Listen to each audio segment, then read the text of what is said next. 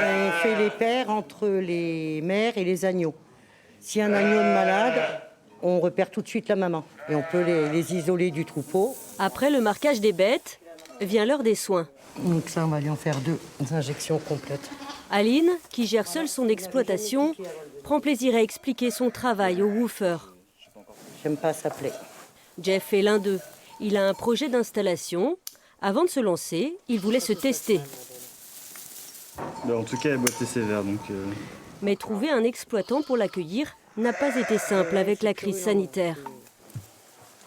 Alors j'ai contacté 4-5 woofings et forcément ils étaient débordés d'appels.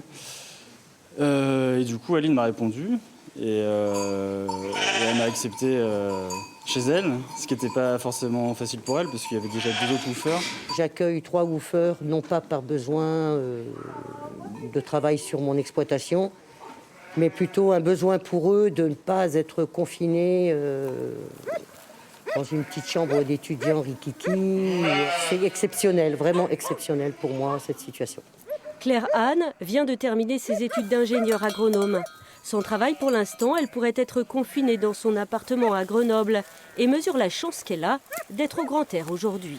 On est mieux ici, c'est sûr. Et puis comme ça, j'apprends un peu le métier. J'ai déjà fait des stages, mais pour moi, c'était l'occasion de découvrir un peu plus le concret du métier, quoi.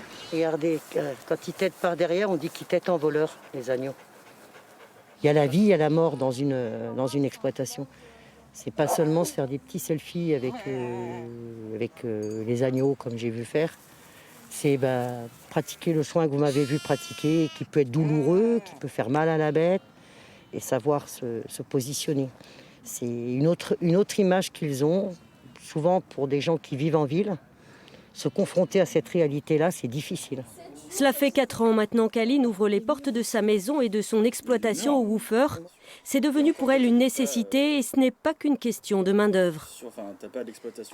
C'est vrai que passer un cap dans le monde agricole quand l'agriculteur n'a pas de repreneur derrière, surtout quand il est seul, il n'a plus de motivation pour travailler.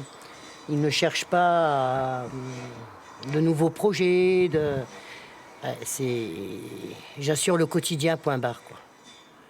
Et beaucoup d'agriculteurs à la cinquantaine vivent ça. C'est beaucoup qui font des dépressions à ce moment-là. Eh bien, il faut qu'ils prennent des woofers. En Isère, une trentaine d'exploitants offrent le gîte et le couvert en échange de quelques heures de travail. Avec la crise sanitaire et le reconfinement, les demandes de woofing explosent.